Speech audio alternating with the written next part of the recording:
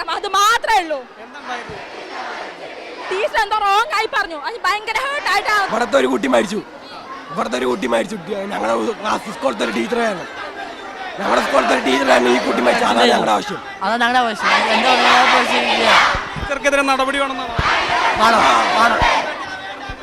അതറിയില്ല, ടീച്ചർ ഭീഷണിപ്പെടുത്തിയെന്നാ പറഞ്ഞു, ടീച്ചർ ഭീഷണിപ്പെടുത്തിയെന്നാ പറഞ്ഞു. 3 കുട്ടികൾ വന്നിരുന്നു. അത് നമ്മൾ എപ്പോഴും സാധാരണ ചെയ്യുന്നത് പോലെ തന്നെയാണ് ചെയ്തത്, അല്ലാതെ ആ തല്ലിയിട്ടാണ് ആ കുട്ടി ആത്മഹത്യ ചെയ്തത്. പ്രഷർ ഉണ്ട്, സ്കൂളിൽ വന്ന സ്കൂളിൽ നിന്നും പ്രഷർ ഉണ്ട്. ആരും ഇല്ലാന്ന് പറഞ്ഞു തോന്നിയതുകൊണ്ടാണ് പ്രശ്നമില്ലാണ്ട് കൗൺസിലിംഗ് കൊണ്ടുപോകണം അങ്ങനെയൊക്കെ പറഞ്ഞിട്ടുണ്ടായിരുന്നു. അതും കൂടെ കാരണം കൊണ്ട് തന്നെയാണ് അങ്ങനെ ചെയ്തത്. എങ്ങനെയാണ് ഒരു ടീച്ചർക്ക് ഇങ്ങനെ ഒരു കുട്ടികൾ ചെയ്യാൻ തോന്നുക? വീട്ടുകാരുണ്ടല്ലോ, വീട്ടുകാർ ചെയ്തിട്ടില്ല എന്ന് എങ്ങനെ ഇവർക്ക് പറയാൻ പറ്റും? ഇവിടെ വന്ന് സമരം വിളിക്കുന്ന ഒരാൾക്ക് പോലും ഒരു ശരിക്കുള്ള കാര്യങ്ങൾ ഒന്ന് പറയല്ലാണ്ട് ഒരാൾക്ക് പോലും ഇതിന്റെ സത്യാവസ്ഥ എന്താണെന്ന് അറിയില്ല.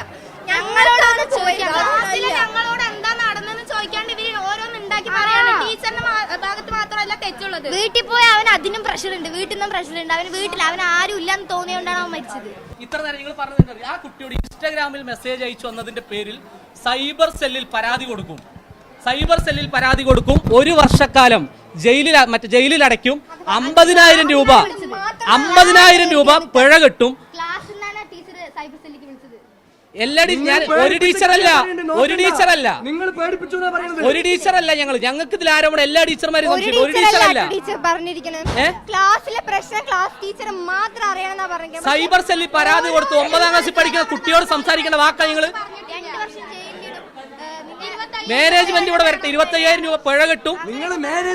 ഈ കുട്ടികളല്ലേ, ഞങ്ങൾ ആരെങ്കിലും ഇവിടെ വന്ന് പറഞ്ഞു, ഈ കുട്ടികളല്ലേ ഇവിടെ പറയുന്നത്, അവര് ക്ലാസ്സിൽ പഠിക്കുന്ന വിദ്യാർത്ഥികളല്ലേ ഇവിടെ പറയുന്നത്, പഠിക്കുന്ന കുട്ടികളെ വന്ന് പറയുന്നത്.